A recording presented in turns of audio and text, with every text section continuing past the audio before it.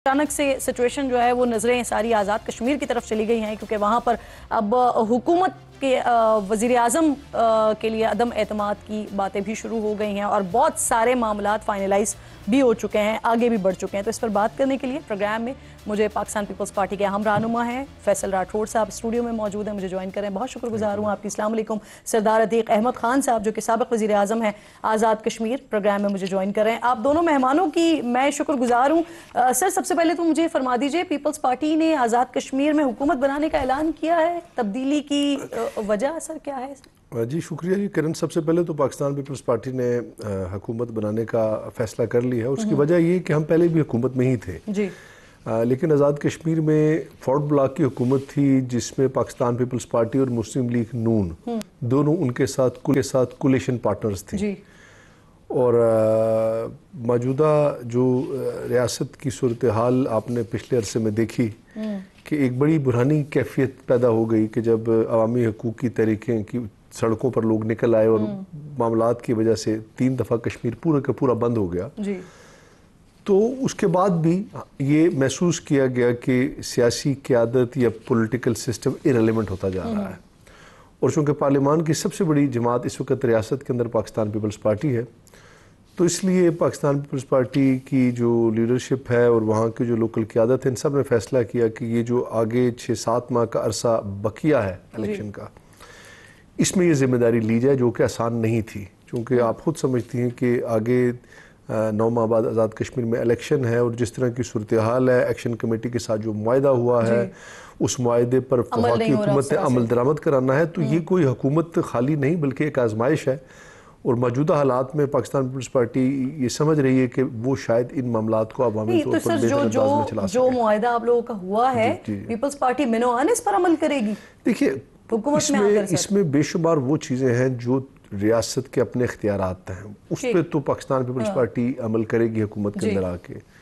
जो मामलात वफाकी हुकूमत की हद तक हैं वो वफाकी हुकूमत ने तय करने हैं। लेकिन चूँकि सियासी जमातें हुकूमत में सारी हैं भी और नहीं भी है, ये आज़ाद कश्मीर में एक न्यू किस्म का एक्सपीरियंस था कि जिसमें तीनों पॉलिटिकल पार्टीज बेक वक्त हुकूमत में थी और बेक वक्त अपोजिशन में। बिल्कुल ठीक। मैं दोबारा आती हूँ आपकी तरफ। मुस्लिम कॉन्फ्रेंस के सरबराह और साबिक़ वज़ीर आज़म हैं सरदार अतीक साहब भी साथ मौजूद हैं। आपकी शुक्रगुजार हूँ। सर, आज़ाद कश्मीर में इन हाउस तब्दीली की बातें हो रही हैं, क्या पॉलिसी है आपकी, पोजीशन क्या है इस हवाले से? सर, ये जो बात राठौर साहब कह रहे थे कि वो आज़ाद कश्मीर में तब्दीली की जरूरत महसूस की जा रही थी, एक बात तो ये है। दूसरा ये बात समझनी चाहिए कि जहाँ पार्लिमानी निज़ाम है, हम तो अंडर डेवलपिंग कंट्री हैं, लेकिन दुनिया बरतानिया जैसे मुल्क में पिछले 5-7 सालों में 4-5 हुकूमतें तब्दील हुई हैं।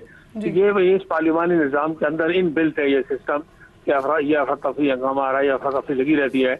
और इस वक्त जो सूरत हाल थी वो ये थी कि ये जो हुकूमत है इसे 2-2.5 साल हो गए, 30 माह तकरीबन हो गए हैं जो मौजूदा हुकूमत है। और ये हुकूमत जब बनी थी तो इसने आज़ाद कश्मीर की असम्बली की तारीख में सबसे ज्यादा वोट दिए थे, लेकिन मुस्लिम कॉन्फ्रेंस उन वोट का हिस्सा नहीं थी। मुस्लिम कॉन्फ्रेंस ने उस वक्त भी ये फैसला किया था कि गैर सियासी, गैर जमाती और गैर नजरियाती निज़ाम का हिस्सा हम नहीं बन सकते। तो इसलिए हम इससे बाहर रहे। पार्लिमानी तौर पर मेरा ख्याल था, मेरे ख्याल और थे, लेकिन सियासी एतबार से हम इस निज़ाम का हिस्सा न रहने का हमने ऐलान किया और वोट नहीं दिया। अब जो है ये पिछले कुछ अर्से से आज़ाद कश्मीर में ये हुकूमत बाज़ बाजू पर डांस तो खुद ही डिलीवर करेगी, शायद लोगों की एक्सपेक्टेशन पर पूरा नहीं उतर सकी। फिर आज़ाद कश्मीर के हालात में भी कुछ ऐसी तेजी तुर्शी तलखी आ गई कि जिसके नतीजे में हुकूमत पाकिस्तान को बराह रास्त इन्वॉल्व होना पड़ा। एक हाई पावर कमेटी नून लीग और पीपल्स पार्टी की बनी, सर, यानी करने पड़े। आपकी बात से मैं ये समझूं कि आप अदम एतमाद में पीपल्स पार्टी का साथ देंगे? सर नहीं, वो तो जब अभी को बातें चल रही है, को बात सामने आएगी तो हम मुस्लिम कॉन्फ्रेंस के अंदर मशवरत करेंगे, कोर कमेटी में बैठेंगे, बात करेंगे, फैसला होगा। ये ऐसी बात तो है नहीं कि अभी तक तो इस बात का फैसला करना कबल वक्त है कि पीपल्स पार्टी का साथ देंगे या नहीं देंगे, तो हुकूमत का साथ देंगे या नहीं देंगे। लेकिन इस निज़ाम के अंदर हम असेंबली के अंदर बैठे हुए हैं, इसलिए इस बात की जरूरत पड़ेगी तो पार्टी के अंदर मशवरा किया जाएगा कि ऐसे हालात में क्या करना चाहिए। और आपसे अभी तक पीपल्स पार्टी ने राब्ता नहीं किया?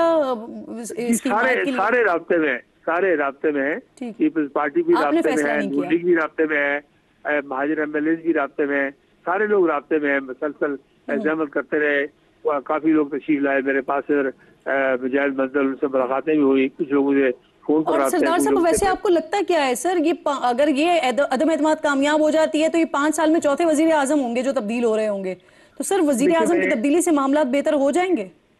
देखिए, एक तो ये है कि जैसे राठौर साहब ने कहा है कि ये खुद इस हुकूमत के अंदर रहे हैं, तो इन्हें अंदरूनी बैरूनी हालात का पीपल्स पार्टी को और नवाज लीग को बहुत अच्छी तरह इल्म है। लेकिन मुश्किल ये हो गई कि आजाद कश्मीर की असेंबली के अंदर जिस पार्टी की, जिस फॉरवर्ड ब्लॉक की हुकूमत है, जिस पार्टी की हुकूमत है, उसी पार्टी की अपोजिशन है। अपोजिशन का एक खिलाफ पैदा हो गया, जिसको पुर करने के लिए बाहर से लोगों ने सर जोड़ लिया और वो चीजें आहिस्ता आहिस्ता आजाद कश्मीर में तशद्दुद की तरफ चली गई, अफरा-तफरी की तरफ चली गई, अमन और अमान की खराबी की तरफ चली गई। इसलिए बहुत सारे मसाइल ऐसे पैदा हो गए। वक्त बहुत थोड़ा है, इनके लिए भी कोई आसान बात नहीं है पीपल्स पार्टी के लिए। अलबत्ता फायदा, इसमें फायदे का पहलू ये है कि पीपल्स पार्टी चूंकि मरकज में हुकूमत के अंदर बैठी हुई है, नून लीग के साथ इत्तेहाद में है, तो इसलिए एक हो सकता है कि मरकज की सपोर्ट से ये को डिलीवर कर सके, कुछ कर सकें। ये इसका पॉजिटिव पहलू है। बड़े पॉजिटिव नजर आ रहे हैं सर आप पीपल्स पार्टी की गवर्नमेंट के लिए। बहुत बहुत शुक्रिया सरदार साहब, प्रोग्राम में साथ मौजूद है। आप तो अगर हैं, लेकिन फैसल साहब से जरूर पूछेंगे कि क्या उनके पास कोई कंफर्मेशन आ गई है सरदार साहब की तरफ से या इनकी पार्टी की तरफ से। एक छोटा सा ब्रेक लीजिए, ब्रेक के बाद वापस आते हैं।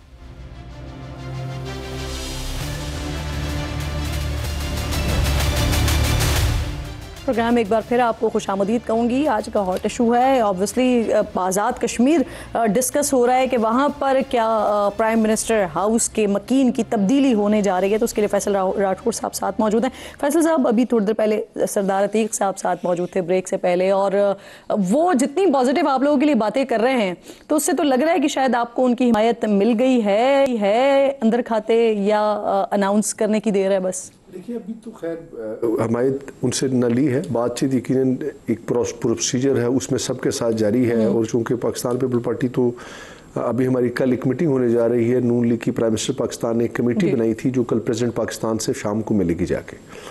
उसमें यह फैसला किया जाएगा कि नून लीग जो है वो क्या, अगर अदम एतमाद की तहरीक पेश की जाती है तो वो अपना वोट डालेगी या नहीं डालेगी, या डाल के अपोजिशन में बैठेगी। चूँकि हम यहाँ पे भी कोलिशन में है, तो जो एक तादाद है 27, वो तो पाकिस्तान पीपल्स पार्टी के पास मौजूद है, उसका इशू नहीं है। लेकिन हमारा मकसद वही, इसका ब्रेकअप दे दीजिएगा कैसे है सर ये? देखिए, इसमें चूंकि 17 तो हमारे अपने लोग थे, और इसमें एक बैरिस्टर सुल्तान साहब का ग्रुप है जी, 5 लोग। 5 लोग हैं, वो पाकिस्तान पीपल्स पार्टी में शामिल तकरीबन फैसला कर लिया है। इसी तरह कुछ इसमें महाजरीन से हमारे 3 लोग हैं, फॉरवर्ड ब्लॉक से इसमें कुछ लोग हैं, तो नंबर तो हमारे पास हैं। ठीक, और शायद आज थोड़ी देर में आप देख भी लेंगी। लेकिन हम चाह रहे थे कि हुकूमत बनाई नहीं बल्कि अच्छे अंदाज से चलाई जाए। 25 बनते हैं, ये 2 रह गए। नहीं, इसमें मैंने आपको 3 महाजरीन में से भी हैं। 17, 5 और 3। 17, 5 और 3 और कुछ इंडिपेंडेंट ब्लॉक लोग हैं, वो भी हमारे साथ हैं।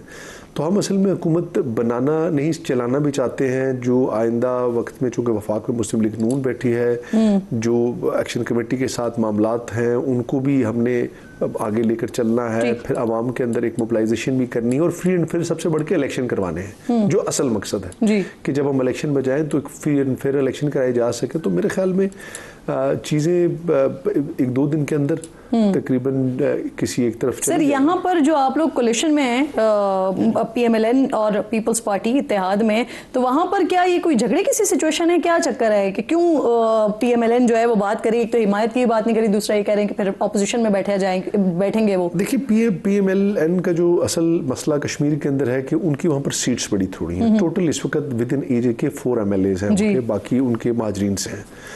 तो वो ये काफ़ी अरसे से मुस्लिम लीग नून के अंदर कश्मीर में ये खींचातानी शुरू थी कि हमें हुकूमत बनाने का बेइंतहा नुकसान है, और पिछले 6-8 माह में कई बार उन्होंने हुकूमत छोड़ने का फैसला किया। लेकिन जो उनके साथी हुकूमत के अंदर शामिल थे वो ये समझते थे हमें हुकूमत में रहना चाहिए। तो अभी चूंकि एक ऐसा मौका आया है जब एक नई गवर्नमेंट फॉर्म होने का फैसला किया गया, तो मुस्लिम लीग की जो लोकल क़यादत है वो ये बात महसूस कर रही है कि अब चूंकि आने वाले वक्त में 8 माह बाद इलेक्शन है, तो हमें एक तरफ खड़ा होना चाहिए। क्योंकि कल आने वाला इलेक्शन पाकिस्तान पीपल्स पार्टी का मुस्लिम लीग नून के साथ। पीपल्स पार्टी का वजीर आजम कौन है सर? देखिए, इसमें तो अभी कोई हतमी फैसला नहीं हुआ, चूंकि ये फैसला पाकिस्तान पीपल्स पार्टी की क़यादत करेगी और पाकिस्तान की ज़रदारी साहब करेंगे, बिलावल साहब करेंगे। सजेशंस तो वही होंगी ना सर? सजेशन तो अभी ऐसा कहीं डिस्कस नहीं हुआ। प्रेसिडेंट है पाकिस्तान पीपल्स पार्टी, जो मेरे पास खबर है उसमें तो आप भी फेवरेट है। नहीं, वो तो किसी को भी बना सकती है पार्टी, मैं समझता हूँ, जिसको भी बनाया जाएगा। मेरी खबर गलत है या सही है? अभी तो ऐसी कोई बात नहीं है। अभी तो सिर्फ ये है कि ये फैसला कर लिया गया और मेरे ख्याल में ये अनाउंस जब अच्छा अदम एतमाद की तहरीक के जिस भी सूरत में किया जाएगा तब ये अनाउंस किया जाएगा और मेरे ख्याल में एक दिन में ये चीज़ें सामने आ जाएंगी। अच्छा फैसल साहब, मैं आपके अलावा बात करूं, जो 2-3 जो नाम जो हैं वो ज़बान ज़द आम इस वक्त चल रहे हैं, उनमें से 2-3 ऐसे नाम हैं जिन पे पीपल्स PMLN को एतराज़ है। एम आई राइट? जो आपके इत्तेहादी हैं उनको एतराज़ है। ये एक वैसे ही बातचीत की जा रही है। मेरा नहीं ख्याल कि किसी पे किसी को एतराज़ होगा। डेफिनेटली हमारी जो पॉलिटिक्स है कश्मीर की, ट्राइबल पॉलिटिक्स है, लोगों के एक दूसरे के साथ ऐसे छोटे मोटे इश्यूज हो सकते हैं, लेकिन मेरा नहीं ख्याल कि कहीं भी कोई ऐसी बात है कि किसी एतराज़ की वजह से जो भी हमारे साथ चलेगा कोलिशन में वो अपने मामला। सादा लफ्ज़ों में पूछ लो, बैरिस्टर सुल्तान ने कोई एतराज़ नहीं किया किसी भी मेंबर पर? नहीं सर, कोई एतराज़ नहीं किया। अगर कोई था भी तो वो दूर हो गया। सही था तो दूर हो गया। बहुत शुक्रिया आपका। फैसल राठौर साहब प्रोग्राम में साथ मौजूद। चीनी ने एक बार फिर डबल सेंचुरी कर ली है। इदारा शुमारियात के मुताबिक गुज़िश्ता एक हफ्ते के दौरान पेशावर में चीनी की फ़ी किलो कीमत 10 रुपये इजाफे से 210 रुपये फ़ी किलो तक पहुँच चुकी है। इस्लामाबाद, रावलपिंडी, मुल्तान, बनू में चीनी की ज़्यादा से ज़्यादा कीमत 200 रुपये और कराची में चीनी की फ़ी किलो कीमत 195 रुपये तक है। इदारा शुमारियात के मुताबिक मुल्क में जो चीनी गुज़िश्ता हफ्ते तक औसतन फ़ी किलो कीमत 185 रुपये 4 पैसे थी, रवा हफ्ते वो कीमत 188 रुपये 81 पैसे हो गई है। चीनी का बहरान गुज़िश्ता कई माह से जारी है। 3 माह पहले चीनी की कीमत 200 रुपये फ़ी किलो पहुँचने पर 13 जुलाई को हुकूमत और शुगर मिल मालिकान के दरमियान चीनी की एक्समिल कीमत 165 रुपये फ़ी किलो मुकर्रर पर इत्तेफाक हुआ था। यहाँ ये बात दिलचस्प है कि मार्च में यानी 4 महीने पहले ही चीनी के बहरान से निपटने के लिए हुकूमत ने चीनी की एक्समिल प्राइस 159 रुपये तय की थी और इसहाक डार ने कहा था कि आम सारिफ को फ़ी किलो चीनी 164 रुपये में मिलेगी, लेकिन इस नर्ख में आवाम को उस वक्त भी चीनी दस्तियाब नहीं थी और आज की तारीख में भी ऐसी सस्ती चीनी की सहूलत आवाम को मैसर नहीं है। एक्समिल प्राइस में 12 तब्दीली पर चेयरमैन किसान इत्तेहाद के रहनुमा खालिद महमूद का कहना है कि एक्समिल प्राइस पूरे साल के लिए मुकर्रर होनी चाहिए। यानी हुकूमत हर बार शुगर मिल्स के आगे सरेंडर कर देती है और फिर मार्केट में भी चीनी के रेट पर हुकूमत अपनी रेट मनवाने में नाकाम नजर आती है, जबकि 1 साल पहले मुल्क में चीनी की औसतन फ़ी किलो कीमत 134 रुपये थी। हमेशा की तरह हुकूमत कोई भी हो, चीनी की मिठास में महंगाई की कड़वाहट शामिल करने वालों के आगे बांधने से बेबस नजर आती है। चंद महीने पहले भी इसी तरह चीनी की कीमतें रातों रात बढ़ना शुरू हो गई थी और हद तो ये हो गई थी कि इस्लामाबाद की दुकानों पर तो चीनी गायब ही हो गई थी इस तरह से। लेकिन रातों रात चीनी की इस किल्लत और इसकी कीमतों में होशरबा इजाफे के पीछे काफ़ी तवील दास्तान छुपी हुई थी। पिछले माली साल मुल्क से 7.5 लाख टन चीनी बाहर बरामद की गई। इस फैसले का दिफा मुल्क में सरप्लस चीनी की मौजूदगी का बताकर किया गया। साथ ये शर्त भी रखी गई कि चीनी के नर्ख नहीं बढ़ाए जाएंगे, लेकिन वो वादा ही क्या जो वफा हो जाए। वाफिर तादाद में चीनी मुल्क में होने के बावजूद चंद माह में ही चीनी आवाम को बेचैन करने लगी और मार्च 2025 तक हालात इस नहज तक पहुंच गए कि चीनी की कीमत 50 से 60 रुपये फ़ी किलो इजाफे के साथ 180 रुपये फ़ी किलो तक जा पहुंची। रमज़ान का दस्तरखान महंगी चीनी ने फीका कर दिया। ऐसे में चीनी का सरप्लस बताया गया स्टॉक न जाने हो गया और हुकूमत को मजबूरन फिर कौम के वसी तर मफाद में बैरून मुल्क से चीनी बरामद करने का फैसला करना पड़ा। हालांकि 3 महीने पहले जब माहिरीन चीनी की किल्लत का खदशा जाहिर कर रहे थे तो उस वक्त वज़ीर ख़जाना मोहम्मद औरंगज़ेब तमाम खदशात को नज़रअंदाज करते हुए ये दावा कर रहे थे कि मुल्क में चीनी ज़रूरत के मुताबिक है मौजूद। The sugar requirement here of the country for the current season is in a good place. फिर जुलाई में हुकूमत ने चीनी दरामद करने का फैसला किया। दरामदशुदा चीनी पर 18% सेल्स टैक्स में छूट भी दी गई, जिस पर IMF ने एतराज़ उठाते हुए कहा कि ऐसे इक़दाम से $7 अरब कर्ज प्रोग्राम मुतासर होने का खदशा है। जाई चीनी के वाफर स्टॉक का बताकर लाखों टन चीनी बाहर भेजी गई और फिर अचानक किल्लत पैदा होने पर अब बाहर से ही चीनी मंगवाने का फैसला हुआ। यहाँ अगेन दिलचस्प बात कि वजीर आजम शहबाज शरीफ, जिनकी सरबराही में कैबिनेट ने चीनी की बरामद और फिर दरामद की इजाज़त दी थी, वही शहबाज शरीफ चंद साल पहले तहरीक इंसाफ हुकूमत के ऐसे ही फैसले पर शदीद तनकीद करते हुए इसे पैसे कमाने का जरिया करार दे रहे थे। एक ऐसा पाकिस्तान है कि जहाँ पर पहले चीनी बाहर भेजी जाती है और 2 रुपए जेब में डाले जाते हैं, फिर चीनी बाहर से मंगवाई जाती है और 2 रुपए जेब में डाले जाते हैं। चीनी की दरामद के हुकूमती फैसले के कुछ दिनों बाद ही 28 जुलाई को कौमी असम्बली की पब्लिक अकाउंट्स कमेटी के सामने ऑडिटर जनरल ने इंकशाफ किया कि चीनी की कीमत में हालिया रद्दोबदल से शुगर मिल्स ने 300 अरब रुपए कमाए हैं। पब्लिक अकाउंट्स कमेटी को हुकूमती हुकाम की तरफ से बताया गया कि एक साल में 66 शुगर मिल्स मालिकान ने 112 अरब रुपए मालियत की 74 करोड़ किलोग्राम चीनी बरामद की है। महंगी चीनी का शोर मचा तो हुकूमत ने चीनी की कीमतों में इस्तेहकाम और मसनूई किल्लत पैदा करने वाले अनासर के खिलाफ सख्त कार्रवाई का ऐलान किया। कई मिल्स मालिकान के नाम ECL में डाले गए, लेकिन नाम नहीं बताए गए। 19 लाख मैट्रिक टन चीनी हुकूमती कंट्रोल में ले ली गई। एक्सप्रेस न्यूज की खबर के मुताबिक कंपटीशन कमीशन ने चीनी बहरान पर वजीर खजाना को पेश की गई रिपोर्ट में इंकशाफ किया कि शुगर सेक्टर ने हुकूमत को चीनी की प्रोडक्शन से मुताल्लिक गलत आदाद शुमार फराहम किए हैं और हुकूमत ने एक्सपोर्ट की इजाजत दी है, जिसकी वजह से बहरान पैदा हुआ है। कंपटीशन कमीशन रिपोर्ट में बताया गया कि चीनी की बरामदात से मुल्क में चीनी के स्टॉक जरूरत से भी कम हुए हैं। इसी रिपोर्ट के मुताबिक शुगर एडवाइजरी बोर्ड ने गुज़िश्ता साल जून से अक्टूबर के दौरान गन्ने की पैदावार, दस्तयाब और स्टॉक और चीनी की प्रोडक्शन के बारे में जो तखमीना हुकूमत को फराहम किया वो दुरुस्त नहीं थे।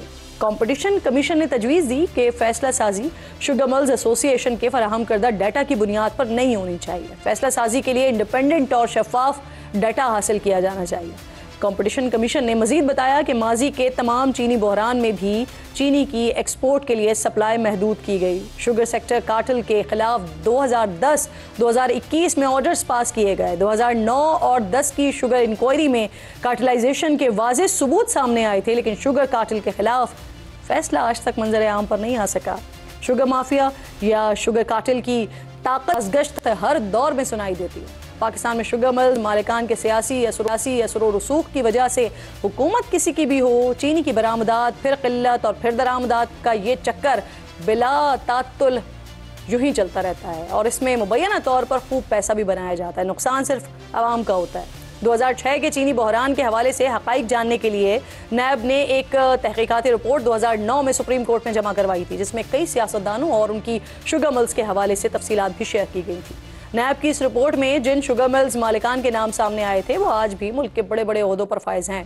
बहरहाल सूरत हाल ये है कि चीनी की कीमतों में कमी लाने के तमाम तर हुकूमती इक़दामात बेसूद साबित हुए हैं। अफसोस कि दुनिया भर में मौसमी सीजन्स होते हैं और हमारे यहाँ तो स्कैंडल सीजन्स होते हैं। चीनी का स्कैंडल, गंदम का स्कैंडल, तेल का स्कैंडल, माली स्कैंडल्स तो तकरीबन फिर हर साल और हर हुकूमत में ही हमें नजर आते हैं। प्रोग्राम में क्विकली आगे बलूचिस्तान के हवाले से बात करेंगे। सरदार अब्दुर्रहमान साहब ने एक दावा किया, जो जिस वक्त हुकूमत फॉर्म हो रही थी उस वक्त भी ये बातें हो रही थी कि शायद 2.5 साल PMLN और पाकिस्तान पीपल्स पार्टी हुकूमत करेगी। अब पाकिस्तान पीपल्स पार्टी की तरफ से स्टेटमेंट आ गया है कि ऐसा कुछ नहीं हुआ था। इस पर बात करने के लिए और इस वक्त वहाँ पर तैयारियाँ, इस वक्त सिचुएशन क्या है, इस पर बात करने के लिए जाफर खान बंदुखेल साहब गवर्नर हैं बलूचिस्तान के, प्रोग्राम में मुझे ज्वाइन कर रहे हैं। बहुत शुक्रगुजार हूँ आपकी सर। सबसे पहले ज़रा अमन अमान के हवाले से बता दीजिएगा, मुख्तलिफ बातें हो रही हैं इस वक्त ग्राउंड पर, क्या सूरत हाल है अमन अमान की? सूरत हाल बलूचिस्तान की तो हम इसको बिल्कुल 100% करेक्ट भी नहीं कर सकते। कुछ एरियाज ऐसे हैं जहां हमारे अमन अमान की पोजीशन ठीक नहीं है, लेकिन वो कंट्रोल में आ रही है इंशाल्लाह। हम कोशिश कर रहे हैं और रोज बरोज बेहतर हो रही है। सर, मौजूदा हुकूमत की परफॉर्मेंस को कैसे देख रहे हैं आप? गवर्नेंस के मसाइल हमेशा सूबे में रहे। कोलिशन गवर्नमेंट्स की हमेशा कोई इतनी अच्छी परफॉर्मेंस नहीं होती है। ये एक बदकिस्मती है हमारी कि कोलिशन गवर्नमेंट की कभी भी अच्छी परफॉर्मेंस इतनी नहीं होती है। बहरहाल हम कोशिश कर रहे हैं कि आवाम तक समरात पहुंचा दे और अभी हम लोगों ने कोई डेवलपमेंट का पैटर्न भी चेंज किया है। सर, बलूचिस्तान असेंबली के जो अरकान हैं उनकी तनख्वाहों में इजाफे की बातें हो रही हैं, इस पर क्या राय है आपकी? बलूचिस्तान की तो पहले भी बड़ी ज्यादा है, बहुत ज्यादा। पूरे जिस वक्त मैं खुद कैबिनेट में था उस वक्त हमने ज्यादा किए थे। अभी कोई उसको मैं नहीं समझता हूँ कि फौरी तौर पर कोई ऐसी जरूरत होगी। उस वक्त हमने काफी ज्यादा किए थे। बहरहाल तनख्वाह इतनी बड़ी चीज नहीं होती है, सिर्फ हवाई होती है। अच्छा है, अगर कोई तनख्वाह पे गुजारा करना चाहते हैं तनख्वाह ज्यादा होना चाहिए। अच्छा सर, मुझे फरमाइएगा, सरदार अब्दुल रहमान गेतरान साहब सूबाई वजीर भी हैं और आपकी पार्टी के आम रुकन हैं, वो कह रहे हैं कि इलेक्शन के वक्त नून लीग और पीपल्स पार्टी में मुआहदा तय पाया था, जिसके तहत पहले 2.5 साल पीपल्स पार्टी और फिर बाकी के 2.5 साल नून लीग के वजीर आला को होना था, और ये फिर हम सुनते भी रहे थे। क्या ये दुरुस्त है, क्योंकि पीपल्स पार्टी ये तरदीद कर रही है इस बात की? सर कोई इस तरह की बातें हुई थी, डेफिनेटली कोई चीज भी हतमी नहीं है, आप इसको हतमी नहीं कह सकते हैं, क्योंकि अब देख करके कुछ चीजें हम लोग आगे जा करके वो डिसाइड करेंगे। जाफर साहब, आपने बताया कि आपने सुना था, तो क्या किसी डॉक्यूमेंट में है, तहरीरी शक्ल में है वो मुआहदा? हमने नहीं देखा, खुद नहीं देखा। ये जिन्होंने मुआहदा किया ये वही तस्दीक कर सकते हैं, या जिसने उनको वो बताया। हमने कोई मुआहदा नहीं देखा, हालांकि मैं सूबाई सदर भी हूँ। अच्छा सर, ये बातें तो खैर हो ही रही थी आगाज से, लेकिन आप बतौर सदर मुस्लिम लीग नून सिंध समझते हैं कि 2.5 साल बाद हुकूमत जो है बलूचिस्तान सर तो बदलनी चाहिए, तब्दील होनी चाहिए हुकूमत? ये मैं नहीं कह रहा हूँ, मैंने कहा मेरे सामने कोई ऐसे पेपर्स नहीं आए। लाजमन जिन्होंने साइन किए है वही इस पे तबसरा कर सकते हैं। सही आप कह रहे हैं, देखा नहीं है लेकिन सुना जरूर है आपने भी कि इस तरह का कोई मुआहदा हुआ था। बहुत बहुत शुक्रिया। प्रोग्राम में दुखेल साहब आप साथ मौजूद थे, वक्त भी खत्म हो गया है। इंशाल्लाह नाज़रीन से मुलाकात होगी जुमे को। अपना और अपने मुल्क का खास ख्याल रखिए। फ़लस्तीन को, मकबूजा कश्मीर को अपनी दुआओं में याद रखिए। अल्लाह ने के बाद।